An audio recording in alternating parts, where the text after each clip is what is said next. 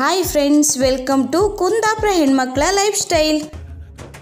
ನೀಲಾಂಜನ ಸಮಾಭಾಸಂ ರವಿಪುತ್ರಂ ಯಮಾಗ್ರಜಂ ಛಾಯಾ ಮಾರ್ತಾಂಡ ಸಂಭೂತಂ ತಂ ನಮಾಮಿ ಶನೇಶ್ಚರಂ. ಶನಿದೇವನನ್ನು ನವಗ್ರಹಗಳಲ್ಲಿ ಅತ್ಯಂತ ಪ್ರಭಾವಶಾಲಿ ಎಂದು ಪರಿಗಣಿಸಲಾಗಿದೆ. ಮನುಷ್ಯನಿಗೆ ಅವನ ಕರ್ಮಕ್ಕನುಗುಣವಾಗಿ ಫಲವನ್ನು ಕೊಡುತ್ತಾನೆ ಶನಿದೇವ. ಈ ಕಾರಣಕ್ಕಾಗಿ ಜನರು ಶನಿ ಪೂಜೆಯಲ್ಲಿ ಹೆಚ್ಚಿನ ಕಾಳಜಿಯನ್ನು ವಹಿಸುತ್ತಾರೆ. ದೇವರ ಕೋಪವನ್ನು ತಪ್ಪಿಸಲು ಶನಿವಾರದಂದು ಅವನನ್ನು ಭಕ್ತಿಯಿಂದ ಪೂಜಿಸುತ್ತಾರೆ.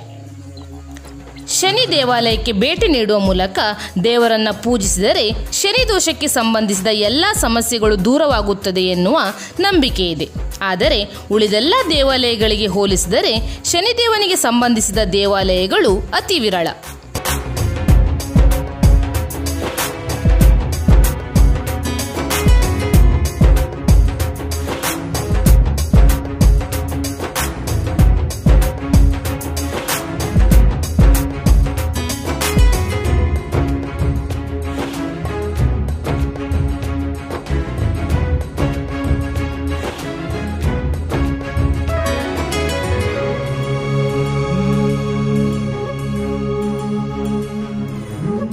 ಇಂದು ನಾವು ಶ್ರೀ ಹಾಡಿಕೆರೆ ಬೆಟ್ಟು ಕೋಟ, ಉಡುಪಿ ಜಿಲ್ಲೆ ಮತ್ತು ಉಡುಪಿ ತಾಲೂಕು ಇಲ್ಲಿ ಇರುವ ಶ್ರೀ ಶಾಂತಮೂರ್ತಿ ಶನೇಶ್ವರ ದೇವಸ್ಥಾನಕ್ಕೆ ಬಂದಿದ್ದೇವೆ.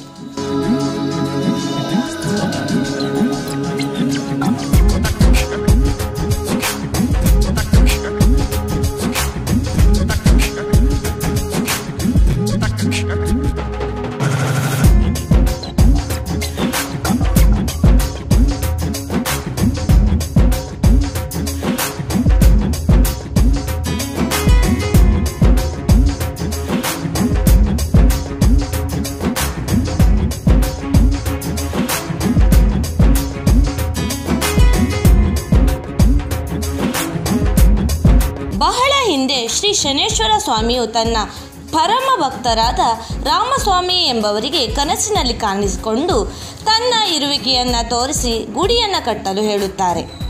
ನಂತರ ರಾಮಸ್ವಾಮಿಯವರು ಬೆಂಗಳೂರಿನಲ್ಲಿ ತಮ್ಮ ಗುರುಗಳಾದ ಸತ್ಯನಾರಾಯಣ ಅವರಲ್ಲಿ ಪ್ರಶ್ನಾಚಿಂತನೆಯನ್ನು ನಡೆಸಿದರು. ನಂತರ ರಾಮಸ್ವಾಮಿಯವರಿಗೆ ದೇವರು ಕನಸಿನಲ್ಲಿ ಮತ್ತೆ ಗೋಚರಿಸಿ ಪುಟ್ಟ ಗುಡಿಯನ್ನು ನಿರ್ಮಿಸಲು ಹೇಳುತ್ತಾರೆ. ಬೆಂಗಳೂರಿನಿಂದ ನೇರವಾಗಿ ತನ್ನ ಊರಾದ ಕೋಟದ ಹತ್ತಿರ ಇರುವ ಹಾಡಿಕೆರೆ ಬೆಟ್ಟಿಗೆ ಬಂದು ತಾವಿರುವ ಮನೆಯ ಹತ್ತಿರವೇ ಶನೇಶ್ವರ ದೇವರ ವಿಗ್ರಹವನ್ನು ಇಟ್ಟು ಪೂಜಿಸಲು ಆರಂಭಿಸುತ್ತಾರೆ. ಮುಂದೆ ಶನೇಶ್ವರ ದೇವರ ಕಾರಣಿಕ ಊರ ಪರ ಊರವರೆಗೆ ಪಸರಿಸತೊಡಗಿತು.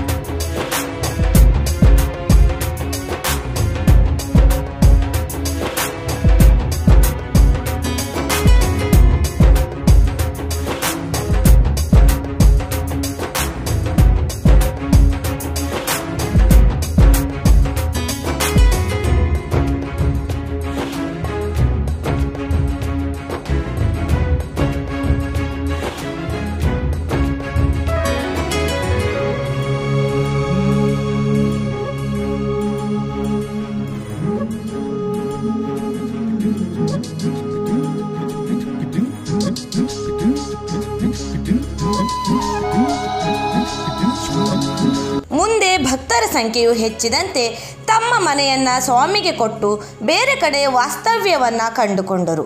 ರಾಮಸ್ವಾಮಿಯವರು ದೇವರಲ್ಲಿ ಐಕ್ಯವಾದ ನಂತರ ಇವರ ಕುಟುಂಬದವರ ನೇತೃತ್ವದಲ್ಲಿ ಈ ಕ್ಷೇತ್ರವು ನಡೆದುಕೊಂಡು ಬರುತ್ತಿದೆ.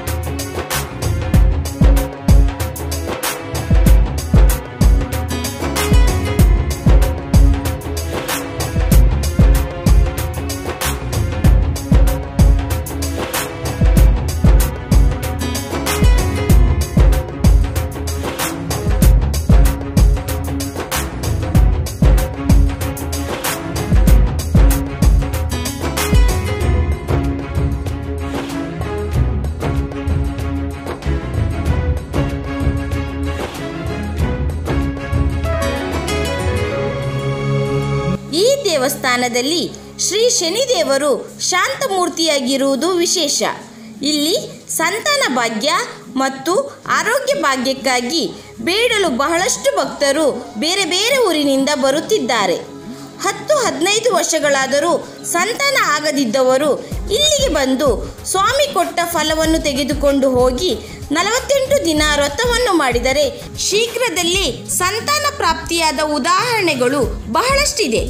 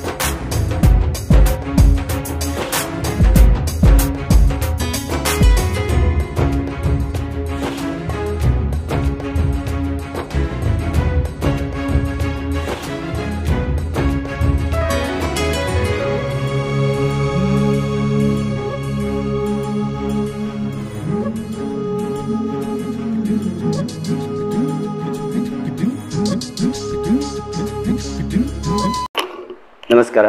ನಾನು ಜಯರಾಜ್ ಸಲಂ ಪಡುಕೆರೆ ಅಂತ ಶ್ರೀ ಶಾಂತಮೂರ್ತಿ ಶನೀಶ್ವರ ದೇವಸ್ಥಾನ ಹಾಗೂ ಕನಿಕಾ ಪರಮೇಶ್ವರಿ ದೇವಸ್ಥಾನದ ಅರ್ಚಕರಾಗಿ ಸೇವೆ ಮಾಡ್ತಾ ಇದ್ದೀನಿ.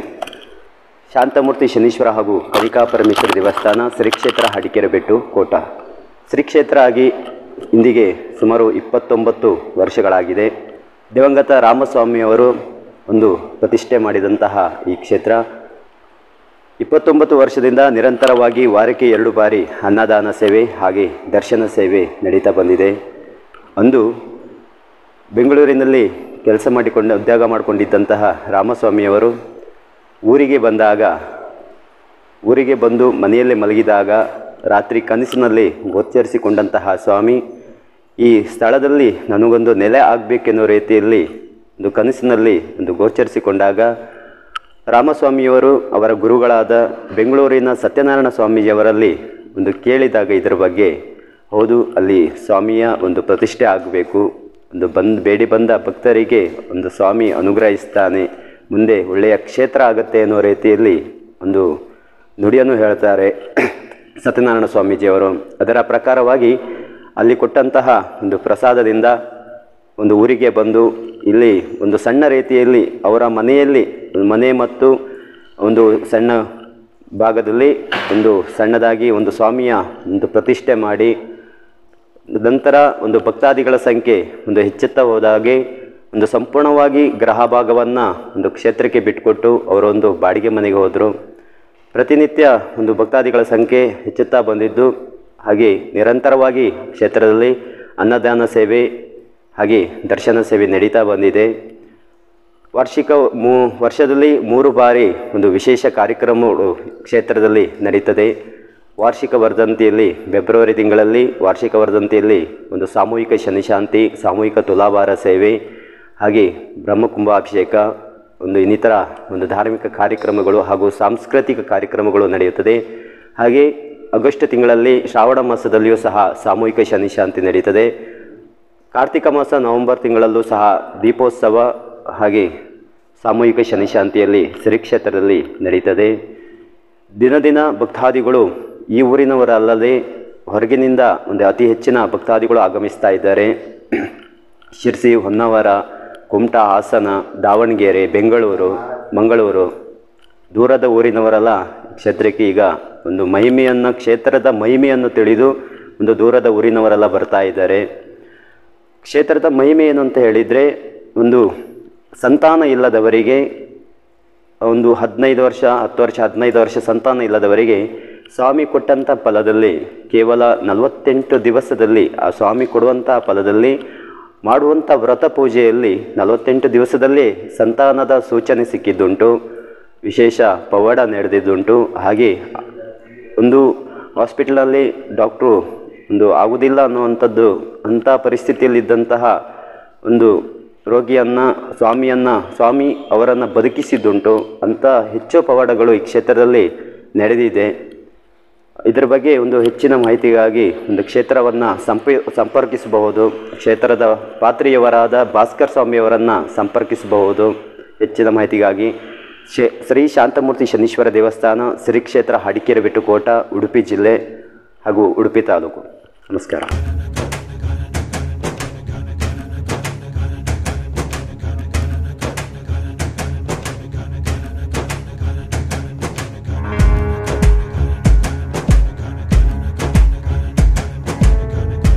ಪ್ರಸ್ತುತ ಹಾಡಿಕೆರೆ ಶನೀಶ್ವರ ದೇವಸ್ಥಾನದಲ್ಲಿ ಭಕ್ತಾದಿಗಳಿಗೆ ಭೋಜನ ವ್ಯವಸ್ಥೆಗೆ ಅನುಕೂಲವಾಗುವಂತೆ ಭೋಜನ ಶಾಲೆ ಮತ್ತು ಸಭಾಭವನದ ನಿರ್ಮಾಣವಾಗುತ್ತಿದೆ. ಇದಕ್ಕೆ ಅಂದಾಜು 1.5 ಕೋಟಿ ತಗಲಬಹುದೆಂದು ಅಂದಾಜಿಸಲಾಗಿದೆ. ಸದ್ಭಕ್ತರಾದ ತಾವೆಲ್ಲರೂ ತಮ್ಮ ತನು ಮನ ಧನ ಸಹಾಯವನ್ನು ನೀಡಿ ಶ್ರೀ ಶನಿದೇವರನ ಕೃಪಾ ಕಟಾಕ್ಷಕ್ಕೆ ಪಾತ್ರರಾಗಬೇಕಾಗಿ ನಮ್ಮ ಚಾನೆಲ್ ಪರವಾಗಿ ನಾವು ಸಹ ಕೇಳಿಕೊಳ್ಳುತ್ತಿದ್ದೇವೆ. ಈ ಒಂದು ಸೇವೆಗೆ ಕಲ್ಲು, ಜಲ್ಲಿ, ಸಿಮೆಂಟ್, ಹೊಯ್ಗೆ ಇತ್ಯಾದಿ ಸಾಮಗ್ರಿಗಳನ್ನು ಸೇವಾ ರೂಪದಲ್ಲಿ ಕೊಡಬಹುದು.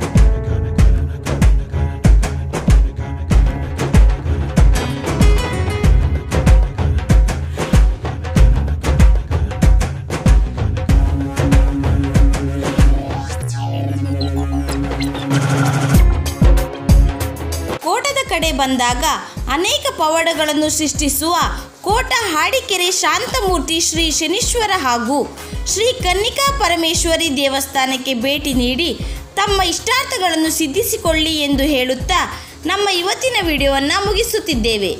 ಈ ವಿಡಿಯೋ ನಿಮಗೆ ಇಷ್ಟ ಆದರೆ ಪ್ಲೀಸ್ ಲೈಕ್, ಕಮೆಂಟ್, ಶೇರ್ ಮಾಡಿ. ಹಾಗೆ ಮರೆಯದೆ ನಮ್ಮ ಚಾನಲ್ನ ಸಬ್ಸ್ಕ್ರೈಬ್ ಮಾಡಿ. Thank you friends.